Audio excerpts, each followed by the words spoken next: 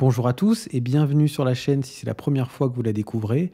Pour les autres, je suis content de vous retrouver pour cette nouvelle vidéo dans laquelle nous allons parler spécifiquement de la notion d'agressivité. Cette notion de l'agressivité, on en avait déjà parlé dans une précédente vidéo dans laquelle nous avions notamment fait la distinction entre l'agressivité, l'agression et la violence. Ce que l'on avait vu notamment, c'est qu'on pouvait définir l'agressivité comme étant la force au service de la survie. Donc si on voit l'agressivité de cette manière-là, d'un seul coup, on décale un petit peu notre regard pour la voir d'une manière qui ne soit pas uniquement péjorative. Parce que c'est vrai que dans le langage commun, quand on dit d'une personne qu'elle est agressive, en général, c'est pas vraiment un compliment. C'est quoi le truc là? Vous voulez quoi? Vous voulez qu'on se batte? On pourrait considérer que nous n'avons pas tous la même compétence agressive. Comme je vous en parlais d'ailleurs il n'y a pas si longtemps, la compétence agressive, on pourrait considérer, en tout cas c'est comme ça que je vois les choses aujourd'hui, qu'il y a quand même quelques facteurs qui sont des facteurs innés, peut-être génétiques. Que quand on observe des jeunes enfants à la crèche, on se rend bien compte qu'ils ne sont pas tous équipés de la même manière au niveau de leur agressivité. Et on pourrait considérer que cette compétence agressive, elle va venir évoluer tout au long de la vie en fonction des expériences que l'on va faire. Ce dont j'aimerais vous parler aujourd'hui, c'est d'une théorisation qui vient d'un bouquin qui s'appelle Le syndrome de l'ange. Ce bouquin, il est écrit par le docteur Reynaldo Peron. Reynaldo Peron, il est psychiatre, thérapeute familial, ancien professeur associé à la faculté de psychologie de l'université Pierre Mendès France de Grenoble, ex-enseignant à l'université de Savoie à Chambéry, ancien médecin consultant à la sauvegarde de l'enfant de Lyon. Il est également un membre fondateur et formateur à l'Institut de formation et d'application des thérapies de la communication à Lyon, dont je vous ai déjà parlé dans des précédentes vidéos. C'est vraiment une personne que je considère comme étant quelqu'un de brillant et je ne saurais que trop vous encourager à aller le voir si vous avez l'occasion de le faire, soit dans des colloques, soit dans des formations, ou à minima à aller lire ses ouvrages qui sont vraiment des mines d'or d'informations théoriques ultra pertinentes dans la pratique. C'est d'ailleurs la raison pour laquelle j'ai envie de vous parler d'une conceptualisation dont il parle dans l'ouvrage que je vous ai présenté. Puisque un des intérêts fondamentaux de cette conceptualisation, c'est qu'elle est très fonctionnelle pour la thérapie, mais également pour tous les métiers de la relation d'aide. Elle nous pousse même à réfléchir, que ce soit de manière individuelle dans son couple ou dans sa famille, ou de manière professionnelle, quel que soit l'endroit dans lequel vous travaillez. Personnellement, ce sont des conceptualisations que j'ai beaucoup utilisées et j'aimerais tellement qu'elles soient plus enseignées à l'université, notamment aux jeunes psychologues en formation. Mais la formation des jeunes psychologues à l'université, c'est un autre débat, mais je suis sûr qu'on aura l'occasion d'en parler dans une prochaine vidéo. Ce que l'on va voir ensemble, c'est qu'en fait, on pourrait classer les individus en fonction de leurs compétences agressives sur une échelle que l'on va appeler l'échelle de l'agressivité. Vous-même, à la maison, vous allez pouvoir essayer de vous placer sur cette échelle et puis vous pouvez vous amuser à essayer de placer vos collègues de travail, vos enfants, vos parents, les personnes que vous connaissez, vos amis, etc. etc. Et j'y mettrai mon père, ma mère, mes frères et mes sœurs. Cette échelle de l'agressivité, elle va être composée de 6 barreaux. Dans le bouquin, vous pouvez la trouver à la page 55. Donc là, vous ne verrez pas bien sur la vidéo, mais je vais vous l'afficher quelque part en bas. Si nous commençons par le premier barreau, il s'agirait de la zone d'agressivité plus 1. Alors si vous acceptez cette définition, les personnes qui font partie de la zone d'agressivité plus 1, ce sont des personnes qui se situent dans l'expression modérée, dans l'expression adaptée de l'agressivité. Seigneur Léo Dagan, un petit mot. Merde. Voilà.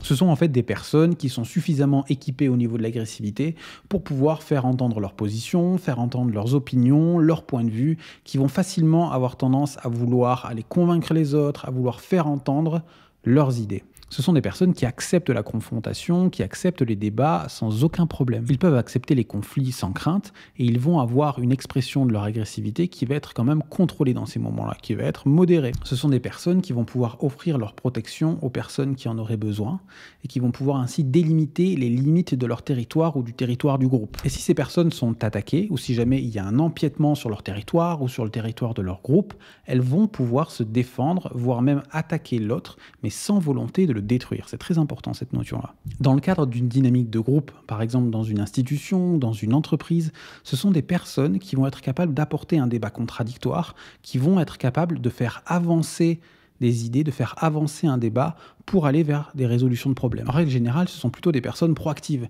Elles vont avoir tendance à chercher des solutions et surtout à les faire entendre et à essayer de mettre en place leurs idées. Puisqu'ils vont avoir cette tendance à assumer leur position, à assumer leurs idées et à essayer de convaincre les autres, ce sont des personnes que l'on va souvent retrouver dans des rôles de leaders altruistes. Donc les autres vont les suivre, mais parce qu'elles les respectent et non pas parce qu'elles les craignent. Dans le cadre familial, c'est exactement la même chose, et puis ce sont les personnes qui en général prennent le plus d'initiatives. Vous pouvez bien sûr appliquer le même raisonnement pour le couple, et ce qui est très important de retenir pour le plus 1, c'est qu'il peut assumer un conflit, mais sans débordement physique ou sans débordement verbaux. Lorsque les personnes qui font partie de la zone d'agressivité plus 1 sont dans des positions de pouvoir, c'est bien souvent les meilleurs leaders, puisqu'ils sont capables de distribuer les honneurs tout en endossant les reproches, là où si vous suivez cette idée, les mauvais font exactement l'inverse. On peut noter que les personnes qui font partie de cette zone vont pouvoir mettre un pied de manière ponctuelle dans la zone d'agressivité plus 2 et donc passer à l'agression. C'est le cas par exemple s'ils sont agressés ou s'ils sont acculés dans une situation dans laquelle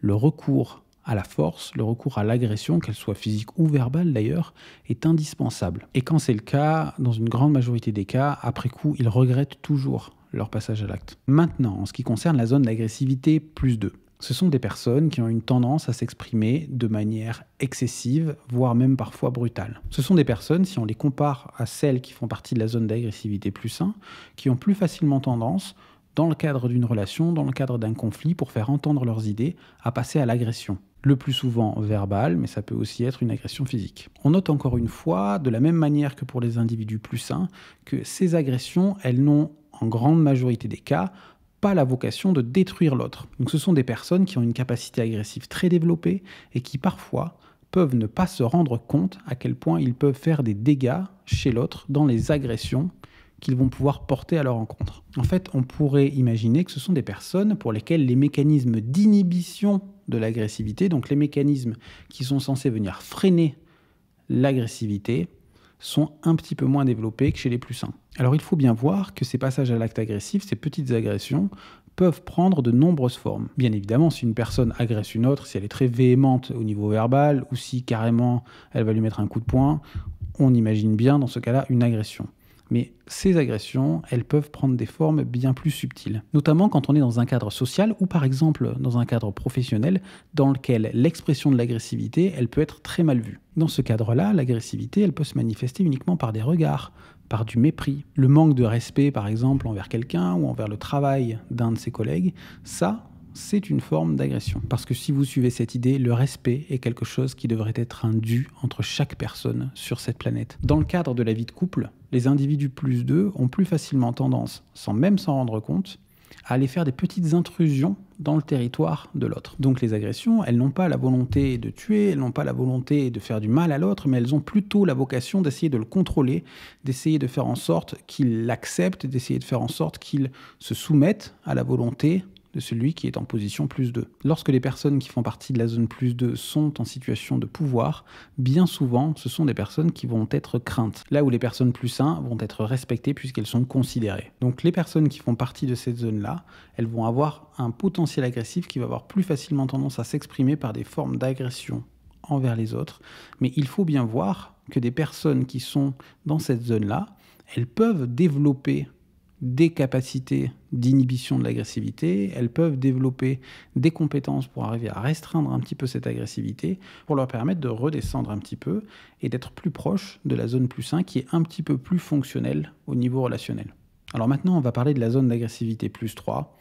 Fort heureusement, les individus qui font partie de cette zone-là sont relativement peu nombreux. La zone plus 3, elle est peuplée par les personnes pour lesquelles la notion d'inhibition de l'agressivité est complètement inexistante. Donc la modalité relationnelle des personnes qui sont plus 3 est marquée de manière extrêmement prégnante par les agressions répétées, par la volonté de dominer l'autre, de l'asservir, de faire en sorte de faire entendre son point de vue en passant à l'acte de manière agressive, de manière très récurrente. Dans ces zones-là, au-delà des mécanismes d'inhibition, c'est aussi l'intégration de la loi qui a échoué. Puisque l'intégration de la loi a échoué chez ces personnes-là, ce sont des personnes qui vont passer à l'acte agressif beaucoup plus facilement, de manière répétée et dans à peu près toutes les sphères de leurs relations sociales, professionnelles, familiales, amicales, etc.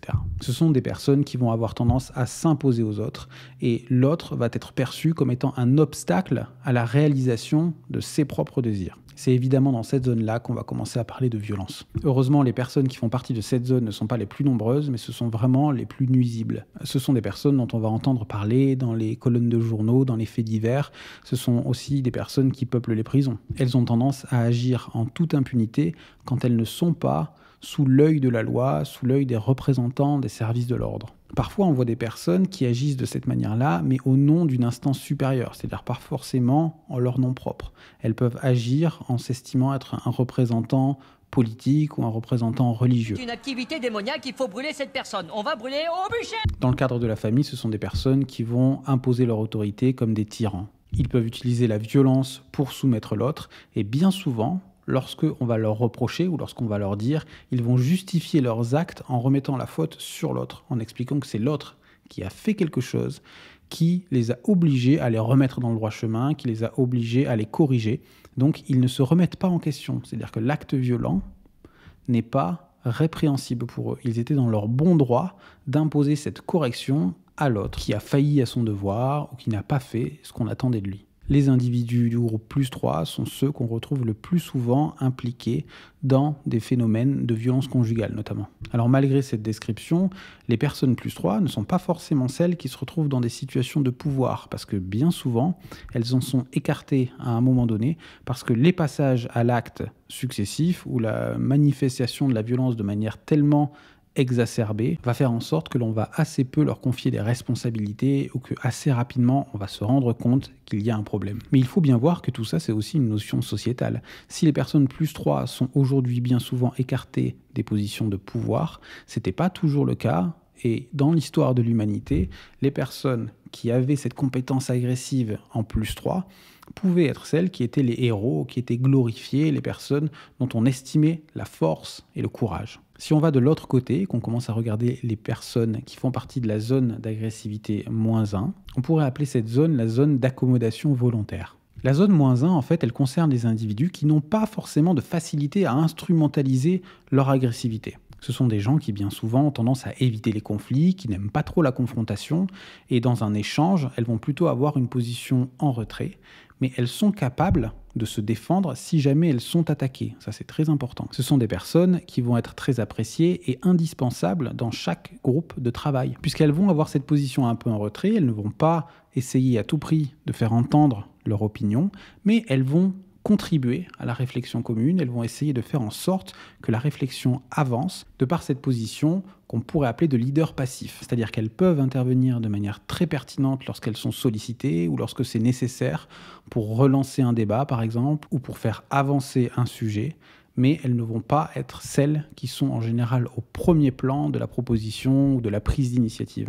Ce que nous dit Reynaldo Perón dans son ouvrage, c'est que les personnes qui font partie de cette zone -1, en général, elles détestent le conflit, mais elles ne se détestent pas. Donc le fait qu'elles gardent ce socle très important d'estime de soi fait que si elles sont agressées, elles vont quand même avoir une limite au-delà de laquelle elles vont mobiliser leur agressivité pour se défendre. Et elles vont être capables de se positionner de manière extrêmement critique envers les personnes qui ne contrôlent pas leur agressivité. Ce que l'on observe, c'est que ces personnes, elles vont avoir une compétence très intéressante, notamment pour exprimer une critique sans froisser l'interlocuteur, ou pour exprimer une idée, parfois de manière à ce que l'autre puisse penser que cette idée vient de lui. Ce sont des personnes qui vont être capables, de manière altruiste, de sacrifier certains de leurs désirs pour que des personnes plus agressives puissent être capables de satisfaire les leurs. Dans le cadre professionnel ou dans le cadre familial, vous allez voir que ce sont les personnes qui vont aider celles qui ont pris le plus d'initiative à aller réaliser leurs projets, à aller réaliser leurs objectifs. Ce sont des personnes qui sont vraiment indispensables dans n'importe quel groupe, que ce soit familial, que ce soit professionnel, que ce soit dans un couple même. Si vous prenez l'exemple professionnel, imaginez une réunion qui serait peuplée que d'individus qui font partie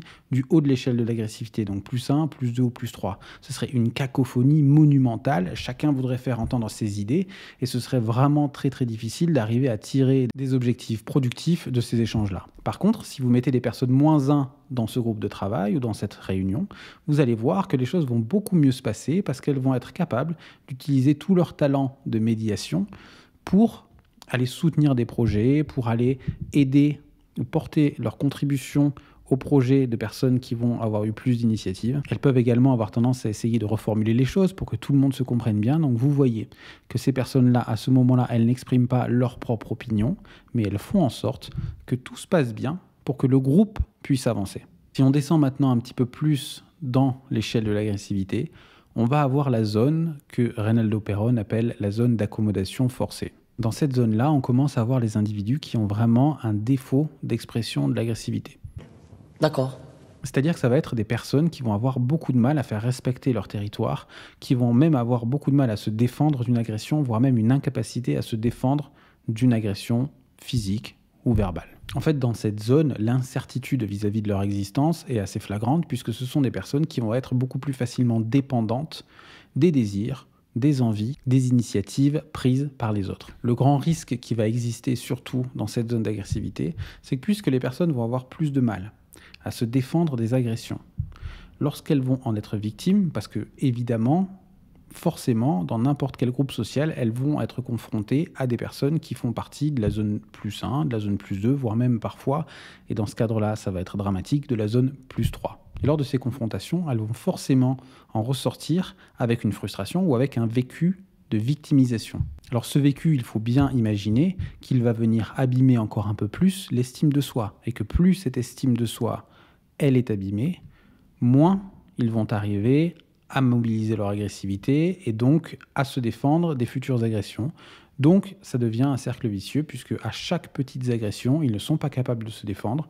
Ils perdent de l'estime de soi qui les rend encore moins capables de se défendre des agressions futures. Ça peut paraître un peu pessimiste comme pronostic, mais il faut voir que ces personnes-là, l'important, ça va être de les accompagner pour pouvoir prendre confiance en elles et pour pouvoir s'autoriser à mobiliser leur agressivité pour se défendre. Il est possible que vous ayez eu à accompagner, au niveau professionnel comme personnel d'ailleurs, des personnes qui avaient un défaut de mobilisation de leur agressivité pour qu'elles puissent comme ça se renforcer un peu narcissiquement et pour qu'elles puissent se permettre de se défendre lorsqu'elles sont victimes d'agression. Si vous avez déjà été dans ce cas de figure, je pense que ça intéressera tout le monde, donc n'hésitez pas à le dire dans les commentaires parce que ça peut donner des idées si on est dans une position dans laquelle on doit accompagner des personnes à mobiliser leur agressivité pour pouvoir se défendre. En fait, les personnes qui font partie de la zone -2, elles sont expertes pour apaiser les conflits, mais elles vont apaiser les conflits en général à leurs frais personnels. Donc soit en souffrant elles-mêmes, soit en se taisant, en ne disant rien, elles vont prendre à leur compte la minimisation de l'agressivité de l'autre.